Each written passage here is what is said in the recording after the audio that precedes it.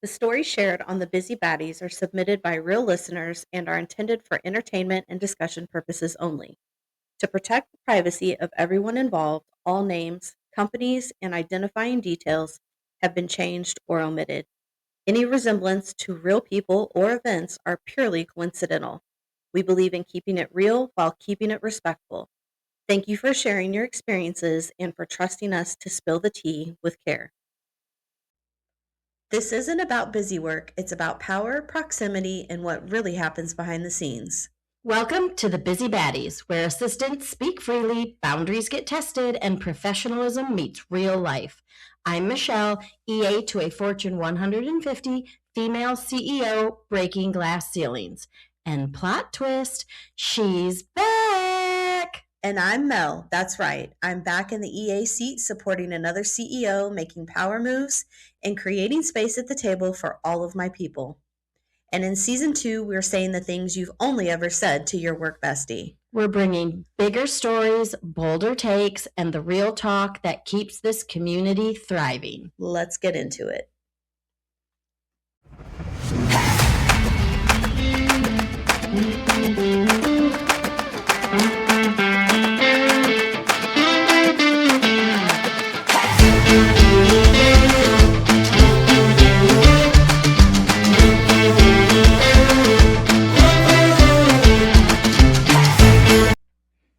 What's up, baddies? Welcome back to another episode, and we got a good one. We do today. have a good one. It's a banger. I'm excited for somebody who lives out of state from their entire family. Yep.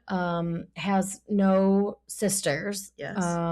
I love this episode. Yes. So it's finding your work tribe. That's right. Some of us are lucky enough to do that. I never was one before I started at the place what I worked with you at. And then I feel like we just developed this little group that we call the Four Amigas. It's our text chain. That's what it's labeled. Always did things inclusively with other people, but we always kind of drawed back to like the founding four of doing other smaller things, being more close, personal, raw, open, deliberate. Yes, absolutely. Yeah, and you know what's what's funny is, you know, I think we're both very inclusive people. Yes. We had, you know, prior to you changing roles, I mean, we had a team of 12. And in our team of 12, I mean, we all still and do get along great. Yes, absolutely. There's was just always, I think, the pull of some others, you know, mainly with like where we live, vicinity, all of those things. And even with like interests, hobbies, just really like letting the relationship kind of create itself. Sure. Like nothing was forced. No. And that's what I think was really special and authentic about this. I agree, because I think with women at least, it's hard in a larger group of 12 for personalities, cattiness, insecurities, different maturity levels, different age groups, to your point of interest. It's very hard to, you know, open up fully to every single person, because there is such weird dynamics when it comes to, you know, just the people that you want to let into certain sides of your life. For sure. Because right, wrong, or indifferent, not everyone is going to feel safe to you. And I think that's where it's really important that you're very selective. At least that has always been my experience of if I'm going to let someone in, I have to watch and observe, see who you are as a person, and find out if I'm jiving with you before I give you visibility into certain things in my life, because there's just some things that, you know, to me are not safe. And I think that's where, you know, it's a very true statement of finding your tribe is like finding your soulmate, and at work, and I think in the admin role, it's almost like you trauma bond more than anything Oh yeah, with. yeah. No, and we've talked before about like it being lonely at the top, and Absolutely. I think when you can find other admins to really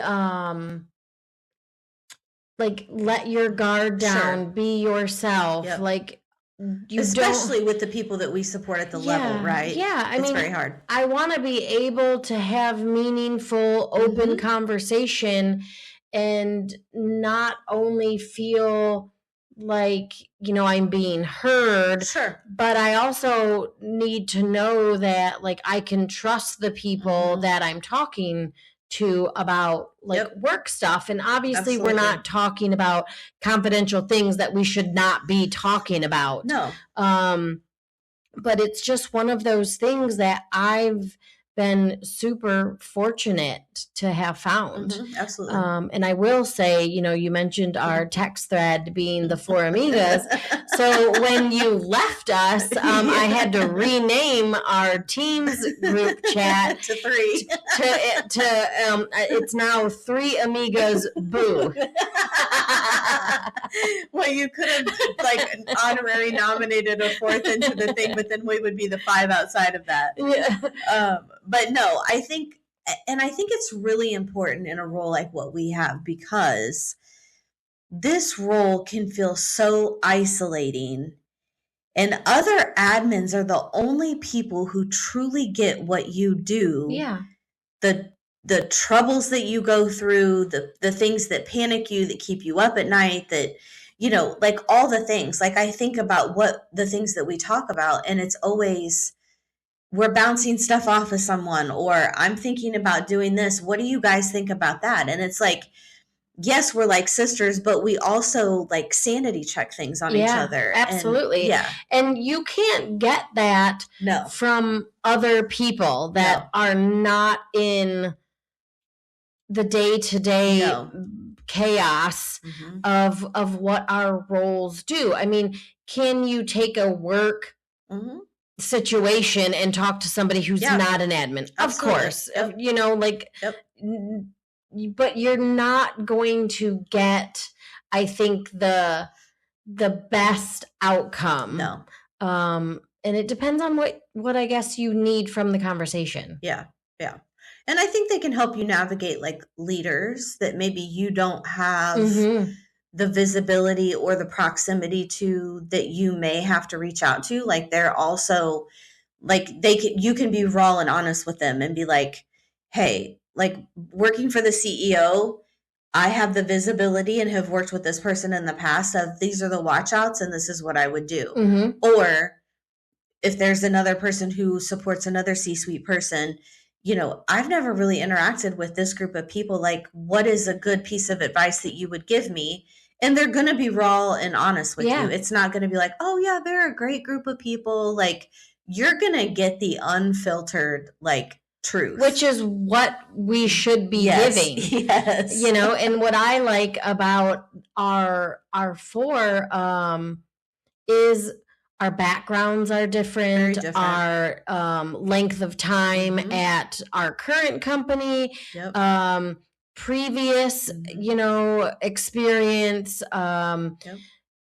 Others are even like we're in a totally different role. Sure. Like I don't come from a full admin background. And I think we also have enough differences that we're constantly learning and growing with each other. Correct. Because I think we really, truly respect each other's perspective and opinions enough to, and this is where it's really safe to me, because, and what's beautiful about what we have with the 4 of us is we are able to be unfiltered who we are and feel supported in that and not judged. Yes. And I think in girl groups that can get very out of control quickly, because, well, if she doesn't believe like I believe or live the way that I live, then, we don't believe. We have non-religious people, we have religious people, we have grandmothers, it's a very mixed bag of people, but we are respected for who we are, what we bring to the table, and really thoroughly cheerlead for each other. And that is just very hard to find. Yeah, I mean, and even like our family backgrounds are different. Yes. I would bet money that our political differences absolutely. political beliefs or whatever are different. Yeah. We all have different hobbies, what we like to do outside of work. And I mean, I think you hit the nail on the head with the fact that there is no judgment. No. And I think the best friendships are those that you can be your true authentic self. Yes.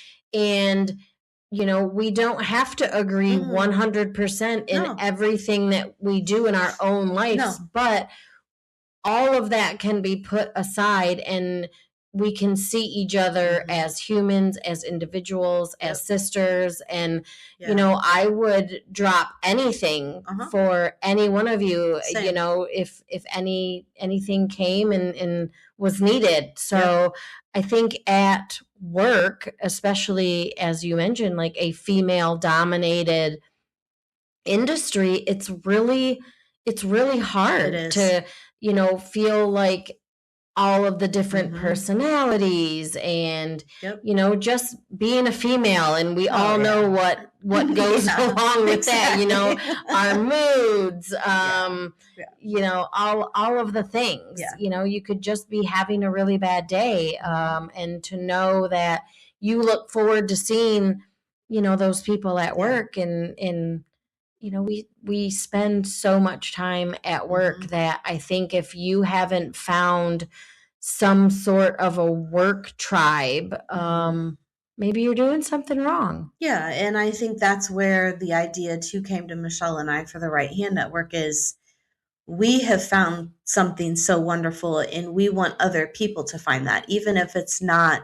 in your workplace, you can find that in the same city and find people that you can connect with on a different level as a mom at the stage of life that you're in and the stage that you're in your career, someone who's going to the next level. Like that's where the sky is the limit. And I think it's going to be really important that people, dive into it, that they start getting involved, trying to make more, community type events to help people create that. Because I think when you have that, it elevates you to another level. When you're on the same team, especially. But and I mean, and it doesn't, you've moved on to a different company, and I think it just goes to show that when you find your people, there's nothing that can, kind of break that bond. Absolutely. And it doesn't mean that you aren't able to create a new tribe at your current employer. I mean, and there's people that we probably work with that are still close with people that they've worked in a previous company. So there's no right or wrong way.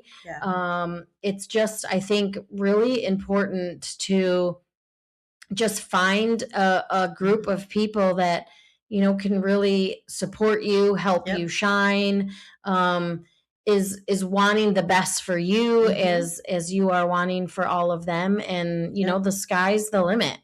And I think so talking through how to find your tribe, I think is really important. And I think one of the biggest things is, and I always preach this, and I'm sure people probably get tired of hearing it, but you have to use your platform and your network in order to find people outside of your comfort zone. Like you said, you can find people at work, but then when you switch jobs, like that could switch and it could change your dynamic. But I think being the one who reaches out first, because I'm a big believer that you find people by who you click with and you feel a kinship of like, wow, they feel safe. Like it's like someone feels like home, and it's like you have to explore that. And yes, you have to go down the road. There may be some bumps. You may be disappointed. Somebody could be giving off a good vibe and actually they're just trying to sabotage you, but you don't know if you don't give people a chance. Yeah, I mean, first off, I mean, everything should happen naturally. Absolutely. It should be very authentic, organic. Yep.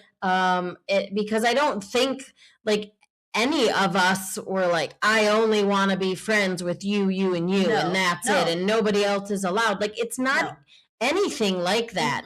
It was just something that, honestly just kind of happened. Yep.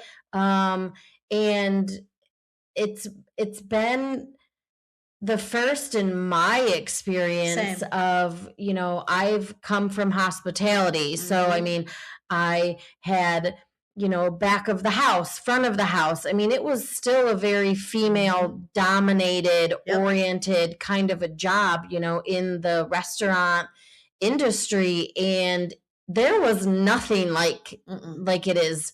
And there was not one person probably that I would want to go and hang out with after work. And I think that was the piece, at least for me, is I really like these girls and I want to spend more time with them outside of work. Like, I don't want it just to be a work relationship. Yeah.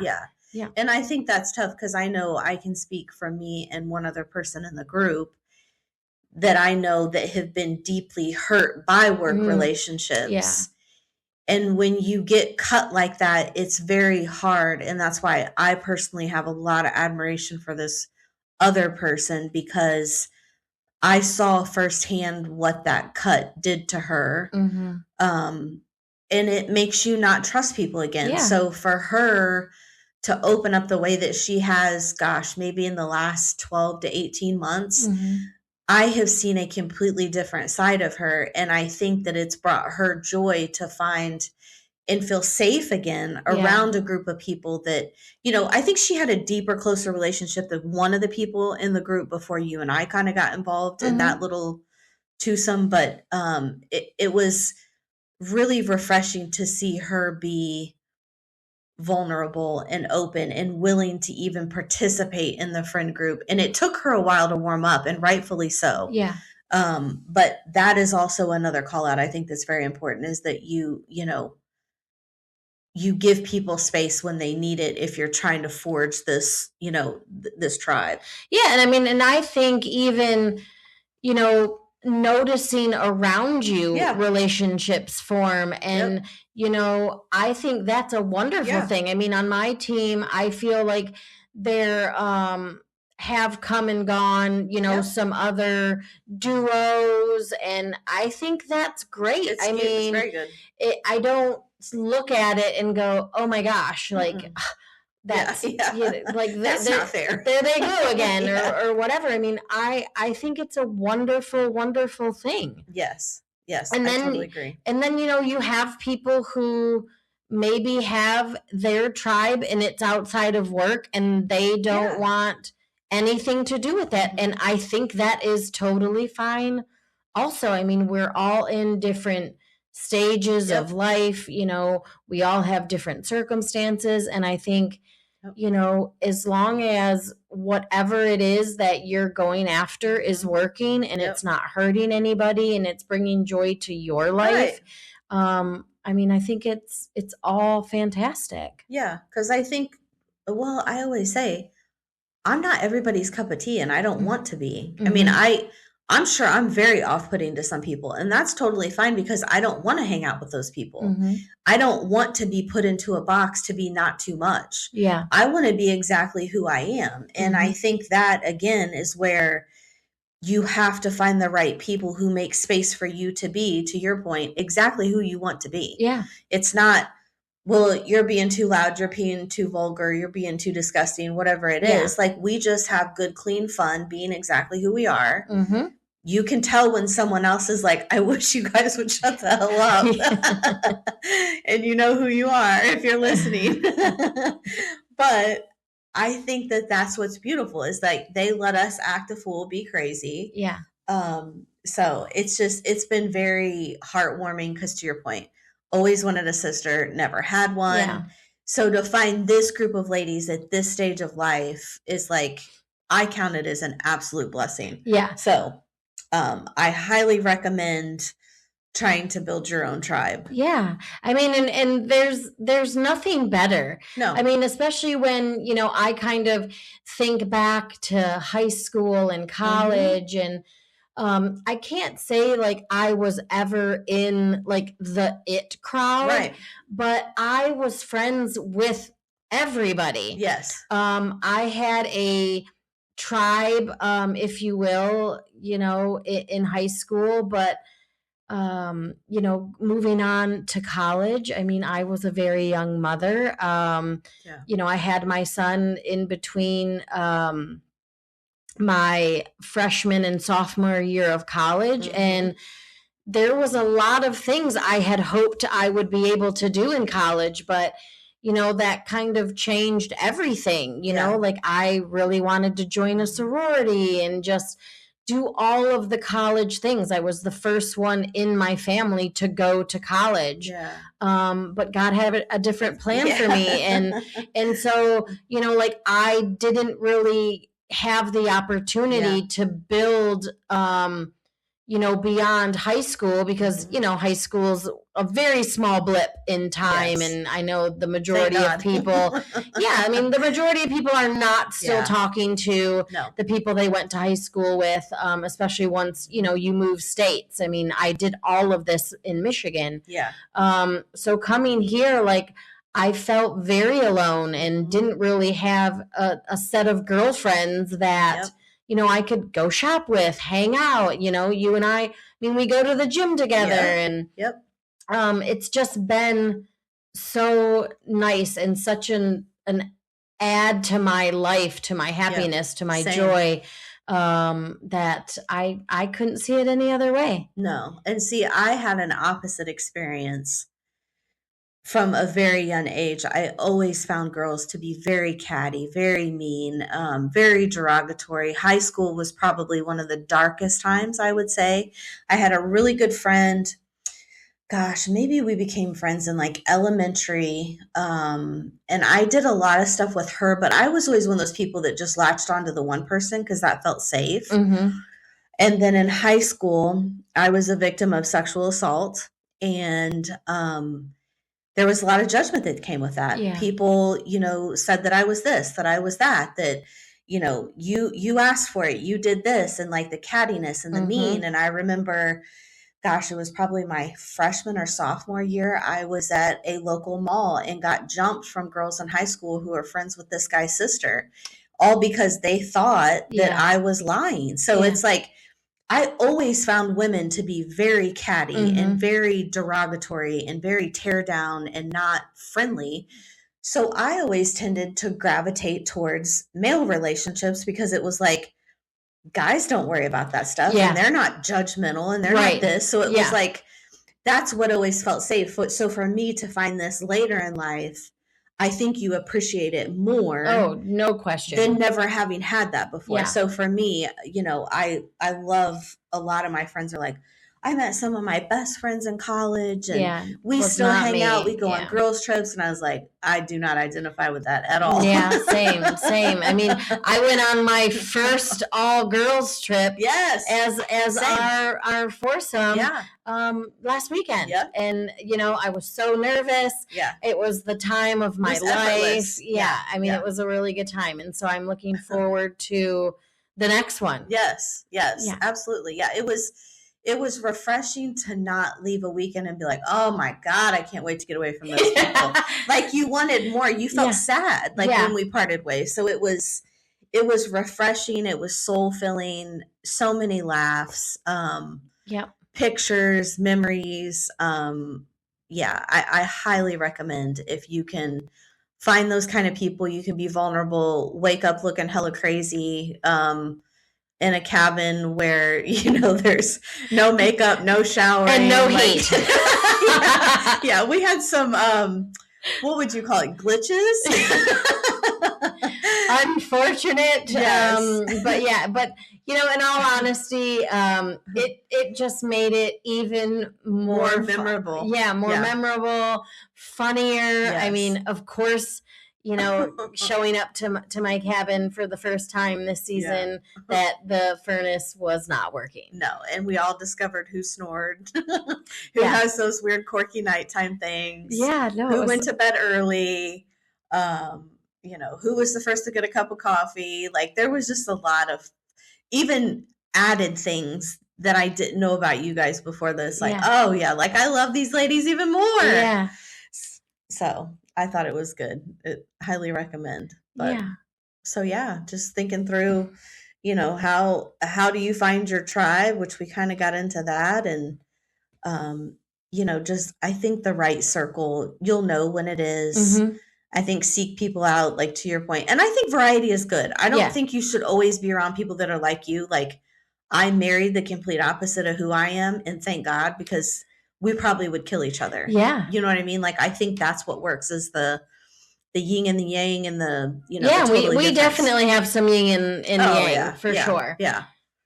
Good group of people though. But I think, so in the comments, tag, if you are on LinkedIn, who your ride or die or members of your tribe. Mm-hmm. Let us know if you have any fun names for the group. How your tribe came to be. Yes. And your places that you went with your tribe. Oh, yeah. I'd love a list of girl trip locations. Yep. What did you do?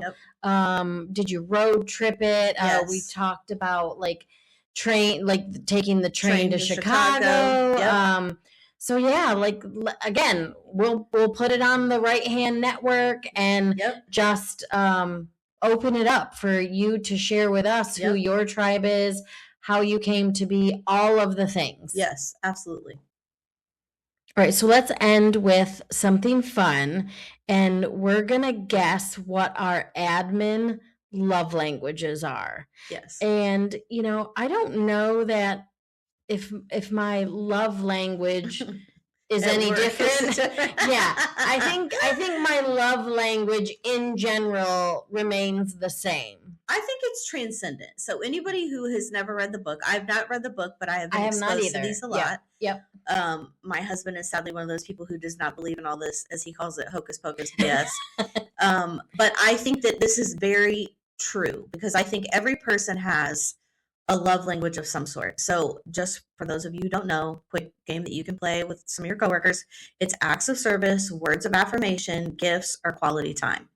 So I'm going to guess, I feel you could be 3 of these. Oh, okay. I feel like quality time is probably a big one for you. So is this what I like to receive, or this is what I do? Yeah. So I would say, so that's a good point. You like to do acts of service with gifts. Okay, thank you. Okay. Yes, that's what I mean. You could be like 3 of these. Yeah. But I think you really like to receive quality time / the gift of quality time. Yes. So it's I think you're kind of on the spectrum of 2 at once. Yeah. I agree. Yes. And yes, my giving love language, if you will, is for sure gifts. I think I'm a known gift giver. Yes, absolutely. Yeah. And I think with your husband in marriage, so we're going to go even a little crazier. Okay. I would say, I feel like we're missing one. Because physical touch. I'm like, wait a minute, mine's not on here. I was going to say, I think physical touch is off the board, because I don't want people touching me. So true. And that probably was eliminated. Yes. That's a good point. That's a good point. I was going to say physical touch, but I was like, it's not really on there. But yes, I would say yours with your husband is physical touch. Yeah. Yeah. Okay, so I too think your love language of giving is gifts. Yes. Ding, ding. And then I think we're a lot alike, that I think it's quality time. Yes. For you also. Yes. And with my husband, it is 100% physical touch. Yeah. Because he's not a physical person. So it is the gift that I would like to give myself. I will hug myself. He's just not a physically, you know, I mean, and it's not in a bad way, but he's just not like a hugger like I am. Like, I would just hug people all the time. Yeah, for sure. His is definitely acts of service. In case anyone was wondering, he loves to, you know, that's show him, don't say it. So I just always think it's very interesting how people are very different. So share with us also, you know, what would you consider yourself minus physical touch. Minus physical touch. And if at work. I mean, you know, that's cool, but you might not have a job after that. If you're looking for your love language at work, you are going to get fired and put into HR really quick. Real quick. Let us know how that goes though. Hopefully it's a dude that's touching you, not a chick. But hey, no judgment here. No judgment. Oh, all right. So funny. Well, thank you. We hope you find your tribe. We hope you enjoyed this episode. If you maybe are on the catty scale, like, can we just like let that down a little bit? Let your guard down, like, and just welcome some love from your coworkers. Find your other tribe and just there's somebody out there for everyone. I always say this, either it's in love, work, relationships, bosses, there is someone for everyone. So again, if you're not someone's cup of tea in their tribe, don't feel alienated, left out. Make your own tribe. Absolutely. Yes. So have a great week and we will see you guys next time. Talk to you later. Bye. That's it for us today, bringing order to corporate chaos.